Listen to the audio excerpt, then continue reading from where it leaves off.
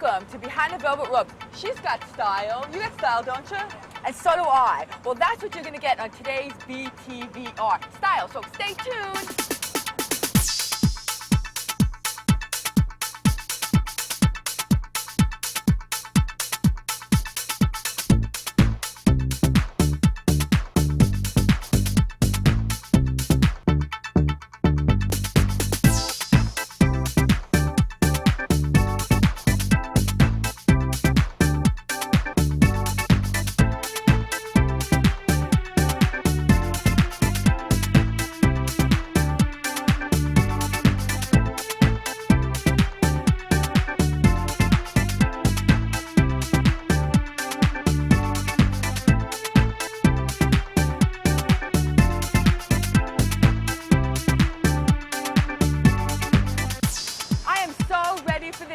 Segment. We're on fashiony Madison Avenue, actually at 625 Madison Avenue, and we're going to meet one of the hottest bridal designers, Sal. So let's go. Can you scrunch in here? How are you going to get in here? My cameraman, I don't want to lose you. Hey, he's my favorite guy here. I see him all the time. We're going up to see Sal's designs. Are you going to go pick something out for yourself? I wish. Well, maybe, you got a nice guy for me? Well, we'll look around. You know what? You see people coming and going here. That's your new job. Okay.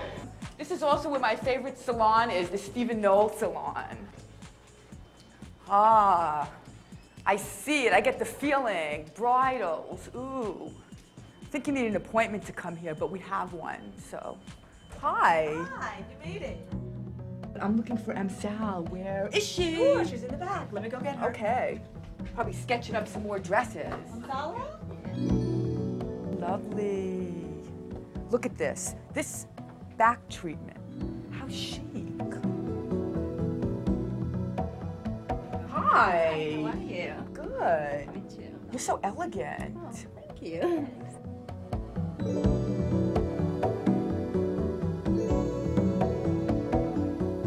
This is by appointment only, basically. And what happens when someone calls up to make an appointment? The first thing that they would do, we sit down and talk to them what kind of wedding dress they're looking for. After we found out a little bit about the wedding, we go through the samples and they try things on. So this is a very personalized service. Extremely personalized, exactly, precisely. And we also made to order. We do custom work too. Let's say if they see a dress, they like the bodice of it, but they don't like the skirt, and they can change all that around. That's really the purpose of it, to really get the bride what she wants. What made you decide to do bridal? When I was getting married, I was looking for a wedding dress, and when I looked through the magazine, everything just seemed to be overdone, a lot of lace and a lot of beads, and what I wanted was just something simple, and I couldn't find one, so I made one for myself. And right after the wedding, I just say, what about for people like me who don't know how to make dresses, and if they wanted something simple? And I decided to open a business to really focus on something very classic, very clean, and very simple. They are simple, but yet simple, stylish. Very stylish, yeah. They're modern.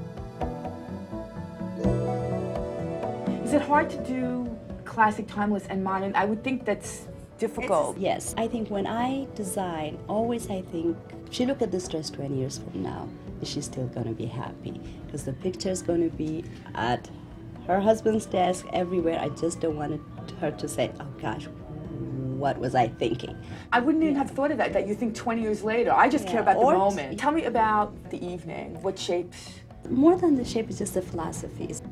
I want, again, to be really classic and for people to really not only just use it once, use it over and over again, and simple and really flattering. You're from India originally. Ethiopia. Ethiopia, yes. So, wow. Has your heritage influenced your designs? It's interestingly almost just the opposite. At least in Ethiopia, women really like to get almost overdressed, and mine is just the opposite. It's just very understated. So I don't think my culture influenced me. In a way, I'm just doing opposite too. Wow. But I know. I see. You're just like the most minimal. Very minimal. But it works for you. It's my furniture, my home. it's very minimal. It That's works. really It good. works. Well, I'm glad thank it you works. for letting us in Oh, here. you're I know you had to welcome. cancel some appointments, some upset brides. We don't want to upset them too much to let us sit and chit chat with you. Thank you. Oh, thank you so much.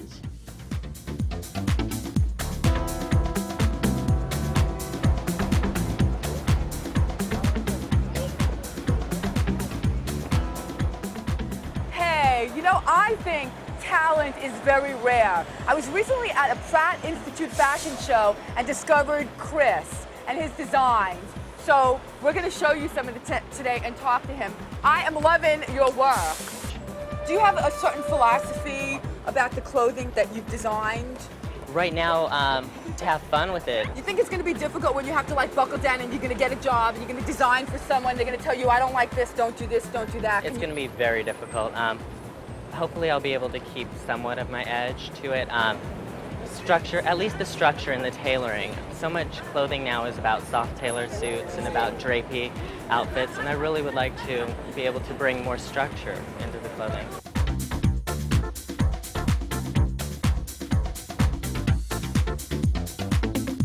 I love this. We freak people out. Behind the velvet ropes freaks everybody out.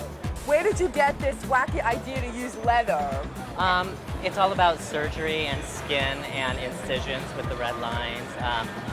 Covering of the face is kind of an anonymity to it. Were you in an accident or something? No, it's just a fascination. Well, this is the fun time for you when you can design something outrageous. So, Yes. what do you want for your future? I would like to be able to continue doing stuff with an edge, but obviously this is not something that will sell to the average person. You know, but- I would buy this. I'm like into it. It's fabulous. A corset. Well, you'd be my greatest customer. But as you can see on the street, it's not exactly what people are used to seeing. They are making a statement. But you know, Yeah. that's what fashion is about. It's fantasy and it's fun. And I think some people are a little uptight. They should have fun with fashion. Well, something like this could be translated too. Like this outfit could be turned into a skirt and a jacket set. Yes. But yeah, right now I'm dealing with the stuff that's an extreme edge. There's going to be a traffic jam. You like them? Hey, Gerard. New Hey, we street. have someone who likes it. Would you buy this for your wife? Not for my wife. Why not? You'd have a good time. Come on. I'm sure I would. This is not classic. You're not into trends. Right. Well, I try to do stuff that's outside of the trends. I don't read the magazines. I try to not look at that.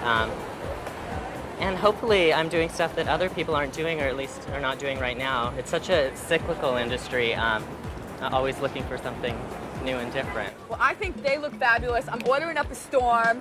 Thank you very much, Chris. Give me a kiss. Good luck. Congratulations. This is the first TV show you've done. Yes. Behind the Velvet Ropes, #1.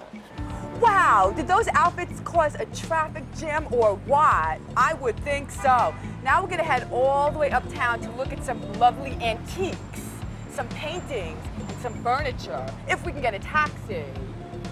So this is tough. It's like rush hour. Maybe we might have to take the bus. I'm big on the bus, but. Well, okay, we're here on Madison Avenue and 73rd Street to look at some groovy antiques at L'Antiquaire and the Connoisseur. I don't know if I said that right because it's my English, you know? Look, it's dog walking time in New York City. Oh, who are the babies? Who's this? This is the Hoover. The Hoover. Oh, is that like a vacuum cleaner? Yeah, he's a good eater. Is he the 102nd Dalmatian? Hi. He's the first. And who's this?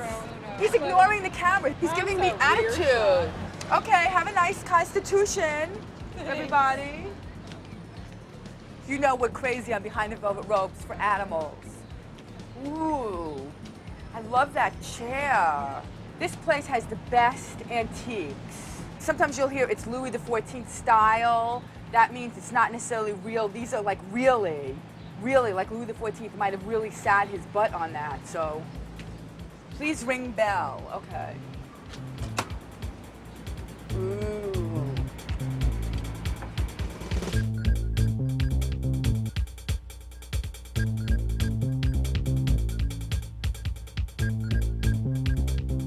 Hi. I'm Lauren. I'm Helen Ferranti. How do you do? Well, I'm here for a whole bunch of reasons. Number one, because you have fabulous furniture.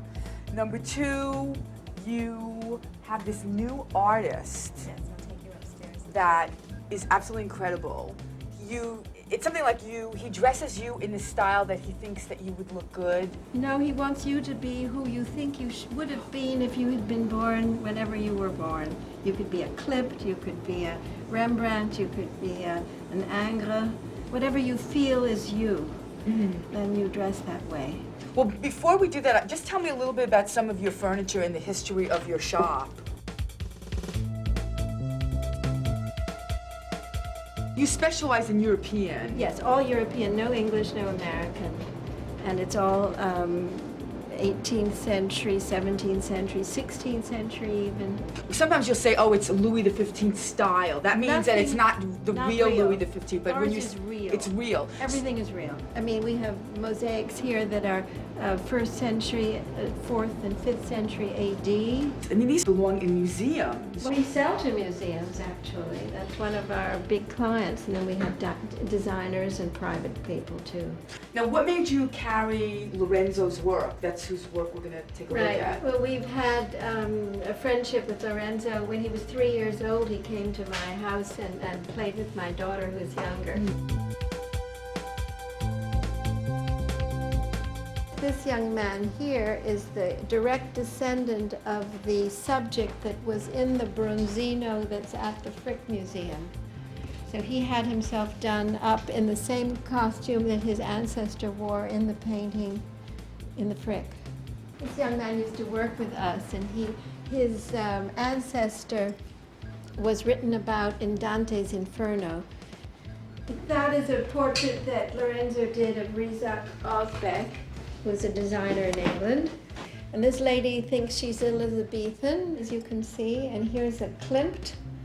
How come no one was ever a pauper? Everyone was a prince, a Cleopatra. Of course, if you're imagining yourself and you're paying to have your portrait done, you're not going to imagine yourself a pauper, right? So what's the process? He takes a photograph of you. He dresses the people in the costumes. He doesn't do it by computer. He doesn't just grab it from a painting. And there's a picture of the actual artist, and he did himself up as Savonarola because when you see him, you would never imagine it. He wears blue jeans and a t-shirt. Helen, do you have a philosophy at the shop? Yes, we do. We want everything to be as real as it could possibly be. We don't want things, if we can help it, that are re-gilded or repaired too much or that aren't a good example of whatever the period is. Look at this. It looks like so many still life paintings, and instead it's a chest of drawers from Sicily. And even the top is original. Usually those are worn out. Tell me about this. This is a set that was made for Malmaison, the chateau outside of Paris. And when Josephine became Napoleon's wife and was doing everything over, she threw those things out because she wanted her style. She wanted it empire looking. And this was Louis XVI, so for her it was old-fashioned. And the needlepoint is actually the original needlepoint. It's 250 years old. It's amazing that it lasted and it's in pretty good shape. Yeah, it is good. The coolest thing I heard that you have is a pinball machine. Come and see it. Well, you have to see this pinball machine. You're not going to believe it. Now, this, it's Italian. Yes, from Venice, and it's from the end of the 18th century. And it was used by a family there up until about, I'd say, 30 years ago, because I met a young man whose father was having an affair with the lady who owned it, and he said that he was parked when his father went upstairs to play with this. Yeah, you're good at it. It goes down there. And then they go through, and then you score a point, and you put your money here, or you put your money there to lay your bets. Look at these little lions. Yeah, It's that's so very Venetian to have lions. And this chandelier. Isn't that superb? That's from Genoa. It's 18th century. It's a real rarity. They're so hard to find real ones, and this is 18th century. And this is from the Royal Palace in Turin, actually. I'm so glad this survived. I think it's wonderful looking. It's amazing how things do survive. Yeah, it is amazing. You'd think there'd be nothing left. I feel like I'm in a museum here with you. Well, thank And you. I feel like I'm getting an education. I give lectures at various museums, in fact. And we've written a book on French furniture, and I've done another one on Italian that isn't published yet. Wow. And this turns into a desk, and it's a dressing table. Women were very glamorous back then. Oh, in the 18th century in France. And pampered. Oh, absolutely. Not all women, unfortunately, just the chosen few. Well, thank you for giving us this tour. Like I said before, I feel like I'm in a museum. I'm very honored that you let us in here. So people come in, bring your credit cards, your plastic. No, not your plastic. Oh, no plastic? Your check. Your check Your is fine. check. And the checks are good. Oh, I'm sure they're good. Okay, no riffraff here. Thank you, Helen. Thank you for coming. That's very sweet. Was that not an education? It's like going to a museum, very fun. Now we're gonna head off to another grooving store, Dimson Hammer. And guess who's there? Licorice. Do you know what licorice is? A big old poodle. Very cute, so. It's a mix of some antique, some new things, and oh, look, it's Licorice! Licorice, hey! He's like the mascot. Oh, don't be afraid. Hey, Licorice. Licorice has a new do. He does. Hi. Well, let's go in. Hey, how are you? You too. Oh, I'm so excited about being here. Let's go. Oh, he's excited too.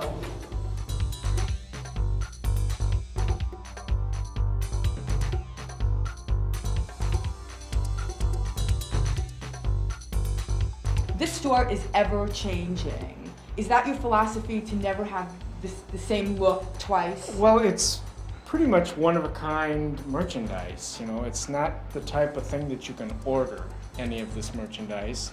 My partner and I travel around the world, and we buy things that we love. And so every time you bring something new in and something else sells, it changes the environment. Do you hate to part with certain things? Certain like, things, oh, yeah, certain things you do. You know, you have it for a while, and somebody comes in and buys it, and you haven't had it long enough. Then there are other times things really grow on you, and you know, they've been here for a while, and you get to like them more and more and more, and those are hard to. Do you ever take stuff home with you? Like, I'm gonna keep this for myself. Yes, and just the opposite. There are times when I bring things from home. You get bored with it. New York studio apartment living. You own this mega store and you live in a studio. Live in a studio apartment. Yeah, that's so cool. People are just real in New York. That's what we love. New York is so real. It's awesome. So what's the special?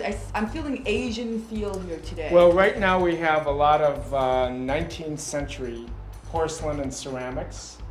Many of them are Chinese, and some of them are scholars' objects, so things that would have graced the desk or table of a Chinese scholar or calligrapher. But it is from all over the world. These rugs are primarily from Tibet, most of them, a few from Mongolia. But then right behind us over here against this orange wall are sculptures from Africa displayed on a 300-year-old table from China. It's very eclectic. I mean, you have things here from, obviously we see rugs and ceramics and tables. You have birds, you sell jewelry, you sell plants. Right, people always say, well, what type of art do you specialize in? And we don't. It's boundaryless. We sell Ming Dynasty furniture and 1,200-year-old jewelry from Iran. But you have some modern things too, some things that are not antique. African sculpture, some contemporary jewelry, vintage George Jensen sterling. We have first edition books, rare live birds. I love it. So it's plants. like, this is the most fun store. It's like your home. You just get to like buy whatever you feel like buying. Absolutely. So people say, well, where's your next trip? Your buying trip? Well, wherever we go, we look. My partner is in Bilbao, Spain, and then on to the Lake District of England. She'll look there. I just got back from a bicycle tour of Bryce, Zion, and Grand Canyon. I looked on the Indian reservations. I looked. So wait, is this store just like an excuse to have fun and go on all these It is. vacations? It's an excuse to have fun and try to make a living doing what my partner Risa Dimson and I like to do, which is to travel and look for beautiful things. Well, you guys scour the world, so they don't have to. All they do have to do is come here. All they have to do is come here. Well, thank you so Bring much. your credit card. Don't forget the credit.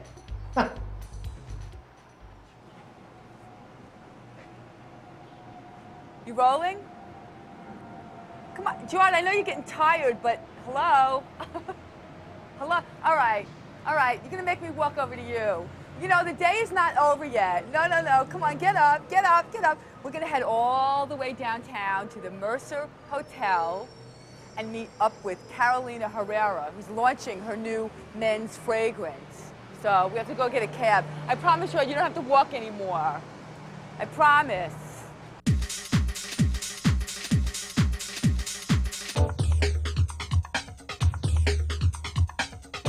We are speeding our way downtown in our lovely cab down to the Mercer Hotel to meet hip designer Carolina Herrera. She's launching a new fragrance. I think her daughter's gonna be there also. So we're gonna see what the youngin's up to and how she influences her mom, or if she does. We are here at the Mercer Hotel to meet Carolina Herrera, if we can find her. So let's go. Let's go in. This looks very familiar. This is the Mercer kitchen. We did John George here the other day. Hey, how you doing? Hello. Hello, guys. Ooh, how do I open this? Ah! Yo, I don't want to lose my salmon. It's so dark in here. I'm wearing my black New York City outfit and my Manolo Blahnik shoesies. Schlepping my stuff, too. Could this be it? Hi. I think we're in the right place. Oh, my God. You're in the right place. I'm losing my sound man constantly. Hi, So, I'm Lauren. You need to check me off. Yeah, what's your last name? Izursky. You don't know me? Oh, I feel so bad. I'm sorry. Hey, it's a party. Thank you. I hear music blasting. Party. How chic is this woman? How are you? How are you? Good to see you. You too. This is very exciting. Yeah. I want to Go go. outside. Go outside. I want to go outside and talk to you. We need to All right. talk. So come out there. Yeah.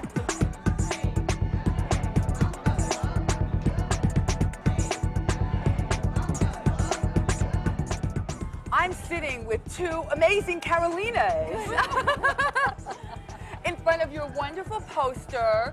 You're launching this new men's fragrance. Went to from men. Well, why did you do men's? Because the women's was, I guess it was so successful that all the guys. We needed a boyfriend for this woman.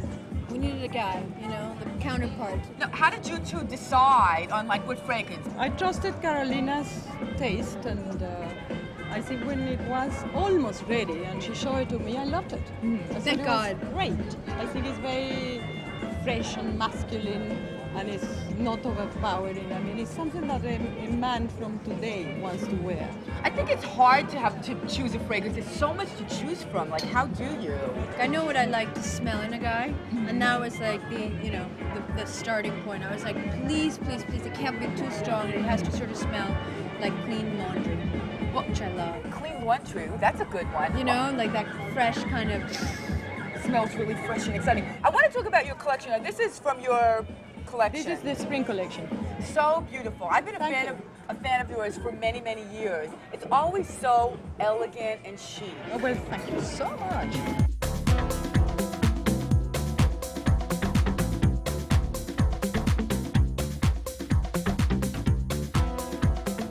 I think it's a sort of a classic look, but with a very modern twist.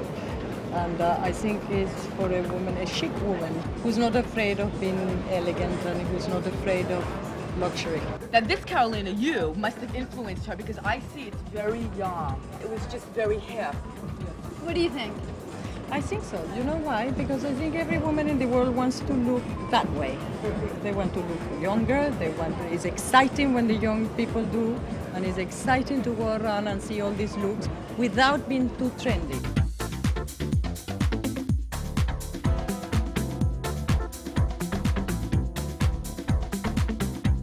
I'm very much into color now. It's boring when everything is black. Everybody looks exactly the same. It's about options. I think you have to have options in fashion.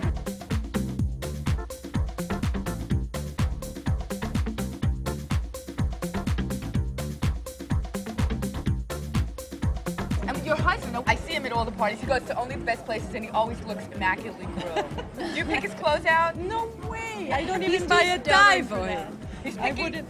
Picky? He's picky? I mean, I would never buy, not even a tie. You wouldn't? Or he No, doesn't want I you wouldn't. to? He doesn't want me. He doesn't want me to. You know what? He has a sense of his own style. Absolutely. I So- think it's very difficult to buy clothes for men. Well, how about this one? Why don't you design some clothes for men? I will, maybe. There you go. So he has to wear them. And he has to, and you will make him. There you go. Hot on the burner for all you behind the velvet ropers. Maybe menswear. So have you influenced your wife on this I hope. new fragrance? No, not really. This has been done by Carolina, my daughter, and my wife together. She was horrified when I asked, do you pick out your husband's clothes? Oh, I No, would never. no. Why? Why? Because I wouldn't think of wearing something somebody else picked for me. But she's your wife. She's not somebody else. She's like, knows. My wife, no. She knows your style. Would you wear something I picked for you? I might. I just would? might. If it's nice, I might. I'm a nice person. So am I, but I'm not sure I'd wear something you picked. You know what? That's a good thing. You obviously are a man that has his own taste. That I do. You do. So why do you think that this fragrance is going to be so successful as the woman's was? Well, to begin with, it's a great smell. And that always is the main thing. It is a great smell. It's fresh. It's not too cloying. It's beautiful packaging. Even if you don't want to wear it, you can look at it on the table. It looks Yeah, good. it does look really good. And also the bottle snaps very nicely. You know, that's important sound. It's all about clicking Yeah. and sound. Look at the bottle. 212. That's New York City area code. Men. Ooh, I love the way it clicks. It's like magnetized. Very nice. So tell me about this fragrance. Did you have something to do with the 212? Absolutely nothing to do with it. I can't take credit for anything. So all you people are individuals. Like, Yeah, I didn't even know about it until, because I work at Vanity Fair, so I don't really have anything to do with they what don't my tell mom does. you, hey Patricia, we're like, smell this. No. She knows nothing. The shoemaker's I daughter know nothing except that I really like the bottle and I love the ads and it smells really good. So That's all that you need to know. That's all I need to know. Well, thank you, Thank Patricia. you. Thank you.